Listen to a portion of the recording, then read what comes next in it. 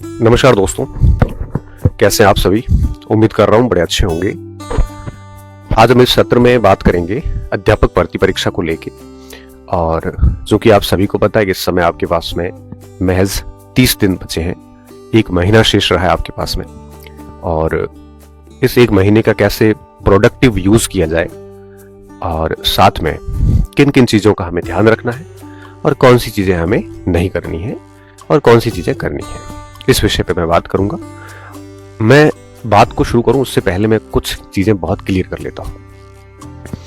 देखिए, आप जिस रणनीति से चल रहे हैं, वीडियो सुनने के बाद उसमें कुछ आपको ठीक लगे तो थोड़ा बहुत चेंज कर सकते हैं, बाकी सारा ही चेंज नहीं करना है। इसलिए नहीं कि भाई मैं सर कह रहे हैं तो मैं भी चेंज कर देता हूं। अगर आप सही चल रहे हैं तो चलते रहने दीजिए। आप इस समय आप अगर जो सामग्री पढ़ रहे हैं, मैं इसमें किसी भी प्रकार की सामग्री से संबंधित बात नहीं करूंगा, क्योंकि मेरा ये मानना है कि किसी भी परीक्षा की जब हम तैयारी करते हैं तो सामग्री का निर्धारण 1 साल पहले ही हो जाता है। उसके बाद सामग्री बताना ठीक नहीं है। तो सामग्री पे कोई बात नहीं करेंगे, हम केवल इस बिंदु पे बात करेंगे कि लास्ट 1 महीने को कैसे अच्छे से यूज करें। और कई सारे आपके प्रश्न हैं, जैसे सर डिमोटिवेट हो जाता हूँ, सीट देखकर मन नहीं होता पढ़ने का, और घबराहट सी होती है, सर याद कुछ नहीं है, ऐसा लग रहा है जैसे कुछ भी याद नहीं है, काफी समय से मैं तैयारी कर रहा हूँ, टेस्ट सीरीज में सर मार्क्स नहीं आ रहे हैं, बहुत मेहनत करी है, उसके बावजूद भी उसमें उसका अच्छा स्कोर नहीं बन रहा है। तो इन प्रश्नों के जवाब में देने की कोशिश करूंगा, ताकि क्योंकि आपके मन मस्तिष्क में कई बार कोई बड़ा गंभीर प्रश्न घूम रहा होता है, जो हमारे लिए वो गंभीर नहीं होता, क्योंकि हम उन चीजों से गुजरे हुए हैं, तो हमारे पास उसका अनुभव है। तो जब एक कम अनुभवी बच्चा होता है तो उसके मस्तिष्क में प्रश्न बहुत सारे उठते हैं, और जिसके पास एक्सपीरियंस अच्छा होता है तो उसके मस्तिष्क में प्रश्न नहीं घूमते, क्योंकि उसको हर बिंदु के अनुभव है उसके पास में। तो वो उन अनुभवों का उपयोग करके उन प्रश्नों के समाधान अपने दिमाग से निकाल लेता है, ढूंढ लेता है वो यहाँ से। तो हम बात करेंगे इन पॉइंट्स पे, आप सुनिए अच्छे से, डेफिनेटली आपको फायदा होगा। और उसके बाद कोशिश करना कि उस चीजों को ढंग से लागू करें। देखिए, आखिरी 30 दिन हमारे पास है, 30 डेज है, और मैं मानता हूं कि ये समय कम नहीं है, काफी समय माना जाएगा ये। ठीक है, पहली बात, इस समय में आपको रिवीजन प्लस प्रैक्टिस, इन चीजों पे सबसे अधिक ध्यान देना है। मतलब कम से कम आप अब 30 दिन रहे हैं तो एक बार दिसंबर में, एक बार जनवरी में, 2 बार इसका रिवीजन आप कम से कम कर लीजिए। बिल्कुल point to point, word to word limit कर लेना। इस स्थिति में 100% इस सिलेबस एक बार रिवाइज कर लेना। ठीक है, अगर आपका कोई पोर्शन कमजोर है तब भी उसको एक बार मोटा मोटा देख लेना, कोई बहुत मजबूत है तब भी उसको मोटा मोटा देख लेना, क्योंकि लास्ट टाइम जो होता है ना एग्जाम का, वो पॉइंट आपकी एक्यूरेसी को बढ़ाते हैं। तो एक तो 2 बार रिवीजन कर लेना, प्लस प्रैक्टिस इस समय हर दिन कोशिश करिए कि 1-2 घंटे प्रैक्टिस होती रहे आपकी। अब प्रैक्टिस के लिए आप जितने भी PYQs हैं, पुराने ईयर्स के पेपर, कई सारे गाइड्स मार्केट में आती है, वो लाइए और हर दिन 1-2 घंटे उसकी प्रैक्टिस कीजिए। इसके साथ साथ में विभिन्न कोचिंग सेंटर्स की टेस्ट सीरीज भी, वो पेपर भी लेके आ जाइए, मार्केट में खूब मिलते हैं, बच्चों से मिल जाते हैं, उनका एनालिसिस करिए 1-2 घंटे डेली। इससे क्या होगा कि जितनी प्रैक्टिस होगी उतना आपका कॉन्फिडेंस आएगा, प्लस रिवीजन अच्छा हो जाता है इससे, प्रैक्टिस से। क्योंकि आप अगर 20 टॉपिक प्रश्न देखते हैं तो 20 टॉपिक का रिवीजन एक साथ हो जाता है आपका, और साथ में आपका समय भी अच्छे से यूटिलाइज हो जाता है। तो कोशिश कीजिए कि आप है वो 1-2 घंटे प्रैक्टिस करें, विभिन्न सारी टेस्ट सीरीज जितनी भी कोचिंग सेंटर्स की आती है उनका एनालिसिस करें और पुराने प्रश्नों को निकालें। इस तरह से घर बैठे ही करें। अब मुझे लगता है किसी कोचिंग सेंटर वगैरह जाके टेस्ट वगैरह देने की बजाय, है ना, अपने रूम में, लाइब्रेरी में, जहां कहीं बैठे हो वहीं पे आप है वो प्रैक्टिस करें और ढंग से करें, 1-2 घंटे रेगुलर करें, प्लस रिवीजन करें।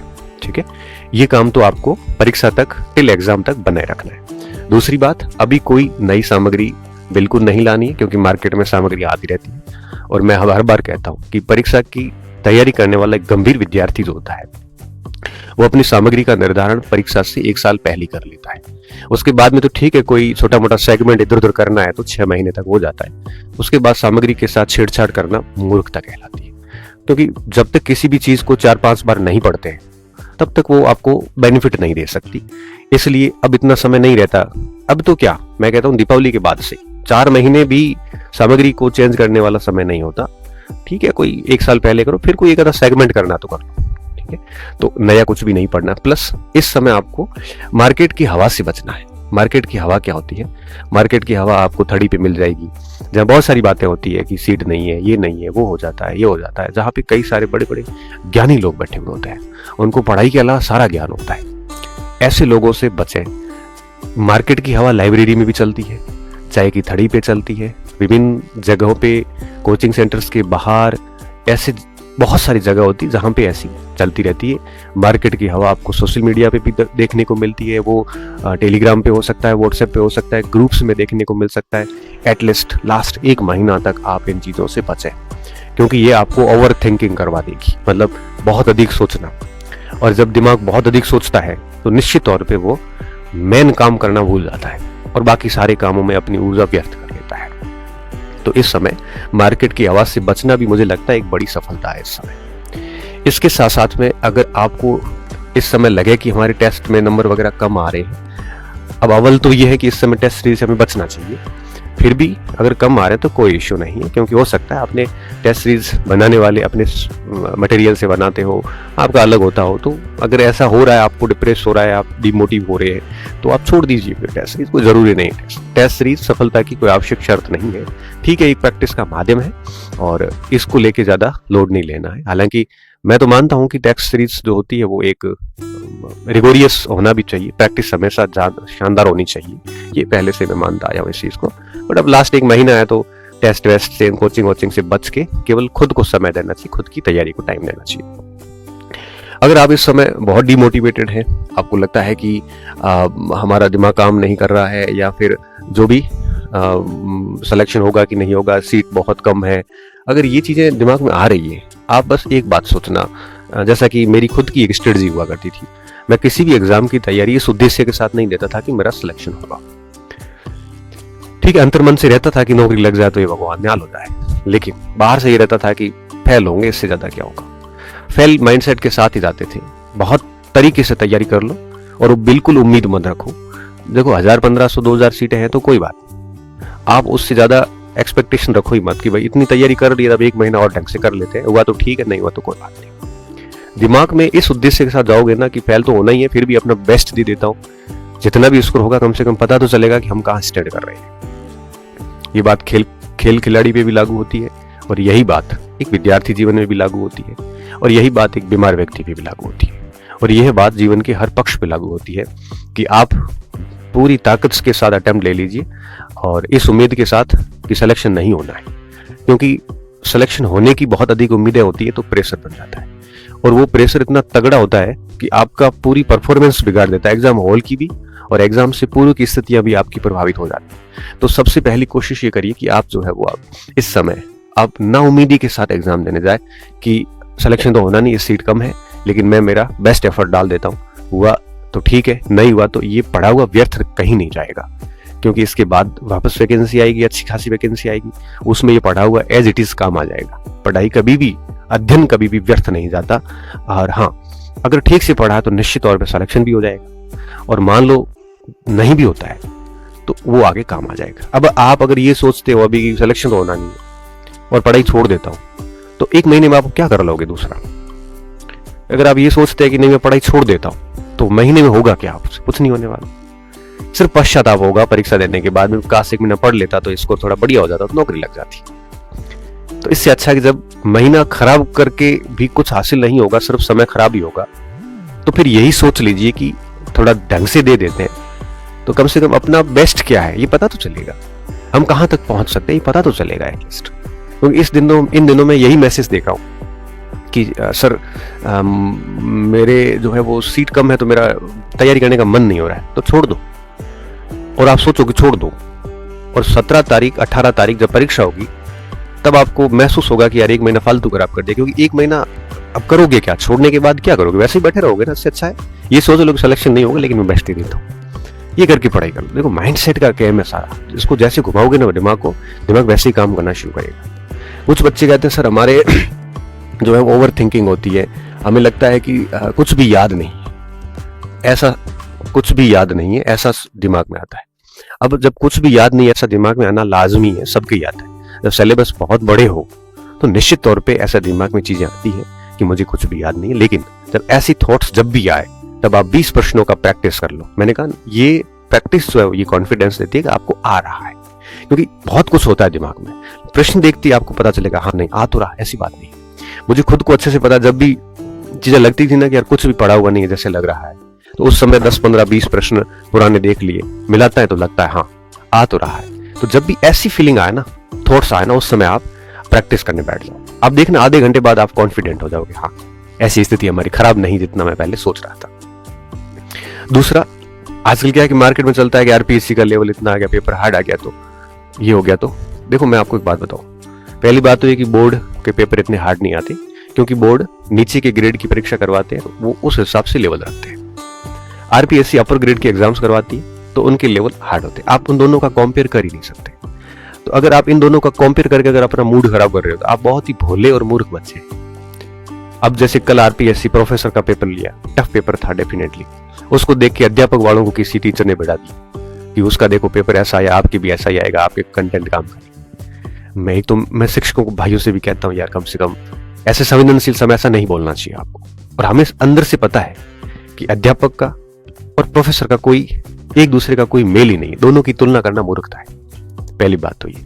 और दूसरी बात, मान लो पेपर ऐसा आ भी जाए तो क्या 1 महीने में आप उस लेवल की तैयारी कर पाओगे?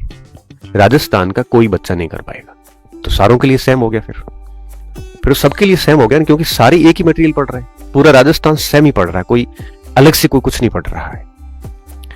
इसलिए अगर कठिन आ गया तो सबके लिए होगा, आपके लिए नहीं होगा। तब 40% लाना भी मुनासिब नहीं होगा। और अगर आसान आ गया जैसा बोर्ड का ट्रेंड है तो आप कर ही रहे हो बढ़िया तरीके से। इसलिए ऐसी गलत तुलनाएं, निरर्थक तुलनाएं करके अपना मूड खराब नहीं करें। कभी भी ऐसी स्थिति नहीं आएगी, आप देख लेना। और मैं आपको आज ही कह रहा हूँ, आरबीएससी का जो पेपर है, सॉरी आरएमएसपी, ये आरबीएससी की किताबों के इर्द गिर्द रहेगा। और ठीक है, थोड़ा सा लेवल अप कर सकता है, थोड़ा सा। ऐसा नहीं है कि बिल्कुल आरपीएससी की तरह चले जाएगी, नहीं, ऐसा नहीं होगा।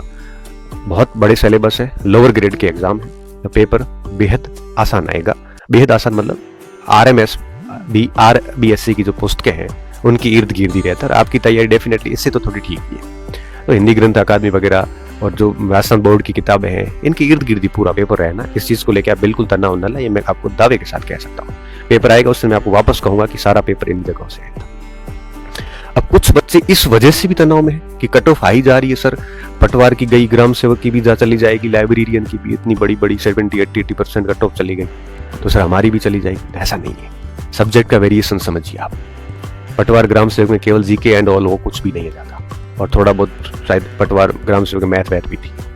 वो जीके और ओपन कॉम्पिटिशन जिसमें सब बच्चे बैठते हैं, जिसने भी सीईटी पास किया ठीक ठाक बच्चे बैठते हैं, कर ले आते हैं नंबर। जबकि शिक्षक भर्ती में क्या है, सब्जेक्ट वेरिएशन देखिए आप। जीके तो एक भाग है 180 नंबर का, 120 का पूरा अलग पड़ा है। साइकोलॉजी अलग तरीके से चलती है, एसएसटी अलग तरीके से चलती है, एनवायरनमेंट के 18x5 वाले सब्जेक्ट अलग तरीके से चलते हैं, पूरा अलग है वो। और वहां पे कंपटीशन भी बंद कंपटीशन है, जिसमें जैसे L1 है तो केवल बीएसटीसी धारक के अंदर बैठ सकता है, हर बच्चा थोड़ी बैठ सकता वहां पे। जैसे L2 है तो हिंदी का बच्चा ही हिंदी की परीक्षा दे सकता है, इंग्लिश वाला इंग्लिश की दे सकता है, एसएसटी वाला एसएसटी की दे सकता है, साइंस वाला साइंस की दे सकता है। वहां तो ओपन कंपटीशन कोई भी आके बैठ जाता है, प्लस केवल जीके ही है उसमें, और कुछ है नहीं ज्यादा।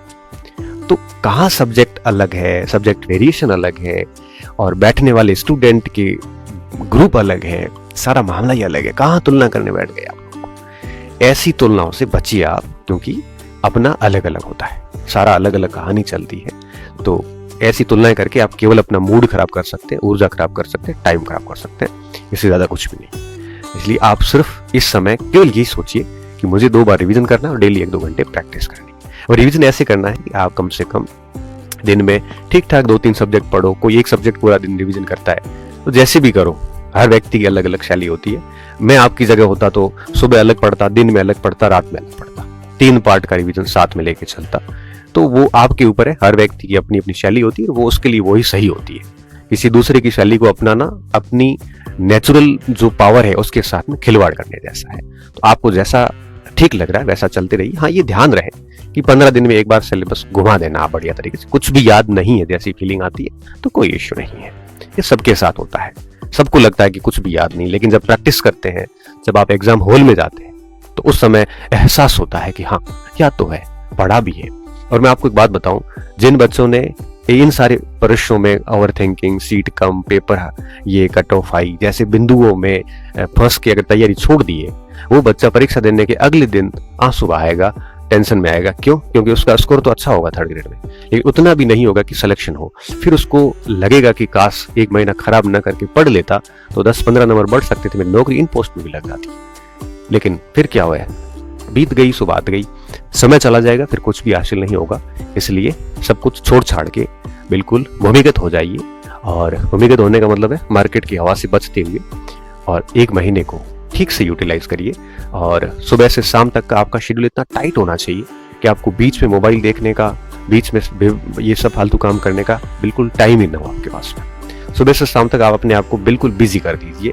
जितना ज़्यादा इस समय आप अपने आप को टाइम दोगे, जितना ज़्यादा आप किताबों में रहोगे, जितना ज़्यादा आप रिवीजन करोगे, उतना ही आपका स्कोर बढ़ेगा। डेली 1-1, 2-2 नंबर का इजाफा होना शुरू हो जाएगा अगर आप गंभीरता से तैयारी करते हैं तो। 1 महीने का टाइम है, आपने भले 2 साल तैयारी करी, लेकिन लास्ट का अगर 1 महीना आपने बिगाड़ दिया, मान के चलिए कि आप चयन से दूर हो जाएंगे, आपका 2 साल बिगड़ जाएंगे। अगर आपने पहले ज़्यादा अच्छा नहीं पढ़ा, लास्ट में पढ़ा था और 1 महीना बहुत बढ़िया कर लिया, तब भी आप सिलेक्शन ले सकते हैं, क्योंकि अंत का महीना बहुत बहुत बहुत ज्यादा महत्वपूर्ण होता है। इसलिए बहुत क्रूशियल रोल निभाने वाला है ये महीना। तो आपको बहुत शुभकामनाएं, खूब मेहनत कीजिए, इधर उधर भटकने की बजाय कंप्लीटली अपना ध्यान जो है इस समय आप केवल और केवल अपनी सामग्री पे दीजिए और रिवीजन और प्रैक्टिस पे काम कीजिए। बाकी इन चीजों में न फंसे, हम आपके साथ हैं और मिलेंगे फिर एग्जाम से पहले कि पेपर को कैसे ठीक से अटेंड करना है। बहुत बहुत धन्यवाद विद्यार्थियों, अच्छी रहिए, मस्त रहिए और बिना किसी तनाव के बेफिक्र होकर खूब सारा पढ़िए। ये नहीं लगना चाहिए परीक्षा देने के बाद कि मैंने मेरी तैयारी में कमी रखी, बस ये थॉट नहीं आना चाहिए दिमाग में, ये बात बाद में नहीं होनी चाहिए। इसलिए खूब मेहनत करना। बहुत बहुत धन्यवाद आपको, अच्छे रहिए, मस्त रहिए और पढ़ते रहिए।